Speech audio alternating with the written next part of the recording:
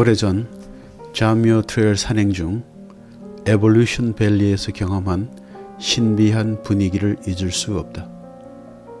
에볼루션 레이크 주위로 소낙비가 지나간 뒤 순백의 화강암 산 계곡을 빛으로 가득 채운 분위기는 경이로움 그 자체였다. 그 모습을 사진으로 담아 간직하고 있다가 오랜 세월이 지난 후 그곳을 다시 방문하고 싶은 마음이 간절해졌다. 날씨가 가장 온화한 8월에 플로렌스 레이크를 통해 들어가기로 했다. 등산 동료인 제이정 장로가 동행해 주었다. 총 산행 거리는 약 45마일로 3박 4일 일정이다. 목요일 아침 7시에 LA를 출발하여 프레러에 있는 하이시에라 레인저 스테이션에 도착하니 거의 정오가 되었다. 레인저 스테이션에서는 인터넷으로 예약된 퍼밋을 미리 프린트하여 준비를 하고 있었다. 레인저 스테이션에서 등산 출발점인 플로렌스 레이크까지는 산속으로 2시간을 더 운전해 가야 한다. 플로렌스 레이크와 이웃하는 레이크 에디슨은 에디슨 전기회사에서 관리하는 호수인데 조용하고도 아름다운 곳이다. 이웃하는 에디슨 호수에서는 버밀리언 리조트가 있어 자뮤어 산행인들이 페리를 타고 호수를 건너 하루씩 쉬어가거나 재보급품을 받기도 한다. 하지만 최근 레이크 에디슨은 호수 수위가 내려가는 바람에 보트를 띄우지 못하는 형편이다. 그렇지만 플로렌스 호수는 항상 물이 차 있고 페리가 운항된다. 시즌에 따라 하루 3번 혹은 5번 운행을 하는데 우리는 2시 30분 페리에 승선을 했다. 배에는 우리를 포함해서 총 4명이 탔다. 건너편까지는 15분도 채 걸리지 않는다. 플로렌스 레이크에서 자뮤어 트레일까지는 약 7마일 거리인데 그 중간에 뮤어 렌치가 있다. 뮤어 렌치는 전체 자뮤어 트레일의 절반에 해당되는 지점으로 이곳에 식량을 미리 보내 재보급 장소로 사용한다. 뮤어 렌치는 개인 소유인데 이곳 캐빈에서 하루 묵고 갈 수 있다. 예약을 하지 않아도 받아준다. 하루 숙박비는 250불이며 저녁과 아침을 제공하고 렌치 안에 있는 온천탕을 이용할 수 있다. 우리는 뮤어 렌치를 지나 자뮤어 트레일 만나기 직전에 나오는 캠핑장에 짐을 풀었다. 자뮤어 트레일에는 별도로 지정된 캠핑 장소는 없다. 물이 흐르는 초장이나 호수 주변에 이미 많이 사용했던 캠핑 장소를 금방 알아볼 수 있다. 우리가 첫날 잡은 장소는 주변에 커다란 수목이 가득하여 아주 아늑하다. 샌 호아킨 강에서 물을 정수해서 저녁을 지었다. 캠핑장에는 우리밖에 없고 지나가는 산행인들도 없다. 첩첩산 중에 물소리만 들리는 기이한 장소이다. 저녁으로 정장로가 준비한 부대찌개를 끓여 밥과 함께 먹으니 꿀맛이다. 식후에 모닥불을 피우며 두런두런 얘기를 나누는데 깊은 숲속에 사는 자연인이 된 기분이다. 잠을 청하려 텐트에 들어가 누우니 칠흑같이 캄캄한데 콸콸 흐르는 물소리에 간간히 산새 소리만 들려온다.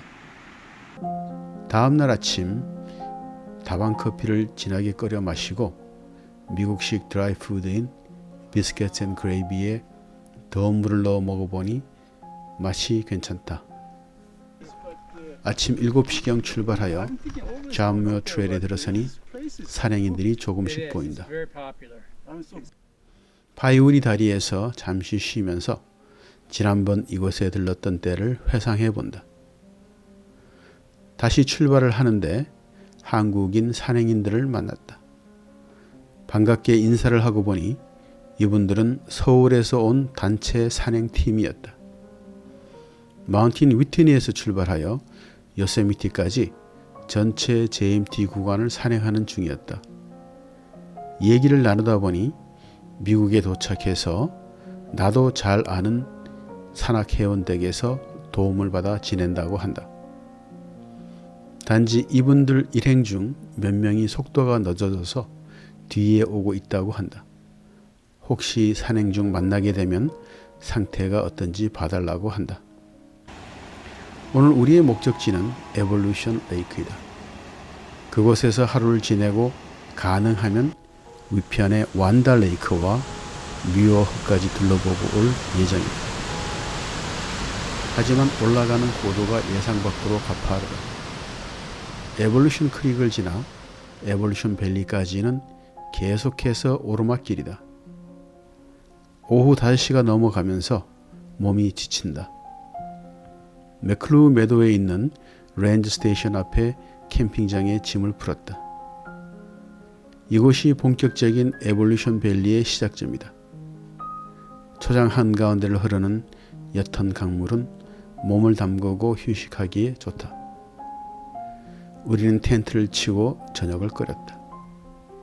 에볼루션 레이크는 이곳 캠핑장에서 약 3.5마일 거리인데 다음날 다녀오기로 했다. 다음날 아침 일찍 일어나 우리의 목표 지점인 에볼루션 호수로 향했다.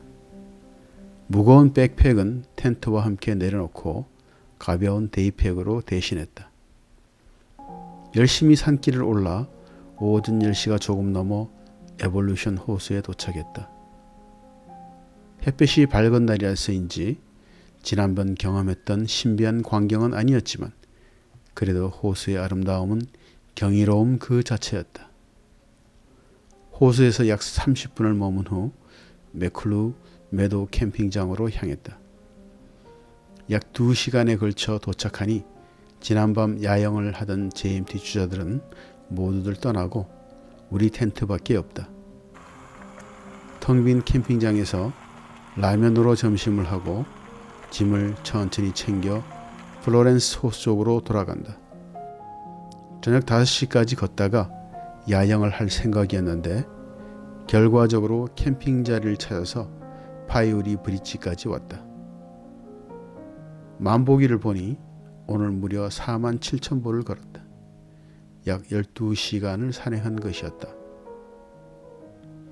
다음날 아침 간이 식인 칠리맥을 챙겨 먹고 플로렌스 호수로 향한다. 중간 부분에 미오렌치 재보급 장소가 있는데 이곳에 들러 한국 분들이 보급품을 찾아갔는지 물어보았다. 산행 중 뒤처졌다는 분들은 만나지 못했는데 만약 이곳으로 빠져나간다면 LA까지 라이드를 제공할 계획이었다.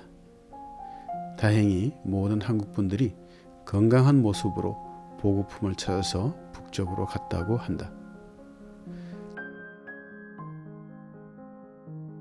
잠무 트레일 리서플라이 하는 데 와 있습니다. 우리 한국에서 오신 우리 박달수 정현이님 그룹 일행들 정말 이렇게 모두들 무사하게 북쪽으로 다 가셨다고 지금 들었습니다. 좀 멀리서 오셨는데 건강하게 또 잠무 트레일 완주하시길 바랍니다. 화이팅입니다. 따스한 햇살 아래 시에라의 풍성한 숲과 초장을 통과하는 기분이 너무 좋다. 열심히 걸어 선착장에 거의 도착했으나 10분 차이로 오후 1시 보트를 놓쳤다. 다음 보트는 3시 호수 건너편의 플로렌스 리조트에 전화를 하여 배를 보내달라고 연락한 후 3시까지 기다렸다. 어쩔 수 없이 기다리는 시간이 강제로 내 자신을 쉬게 만들어준다. 기다리는 동안 맑은 호수물에 발을 담그고 일렁이는 물결을 바라보니 그렇게 염원하던 산중 호수에서 피스를 하는 기분을 확실하게 느낀다. 이었고 도착한 보트에 몸을 싣고 호수를 건너 차를 몰고 집으로 향한다. 지치고 힘든 산행이었지만 두고두고 잊지 못할 아름다운 시에라 백패킹이었다.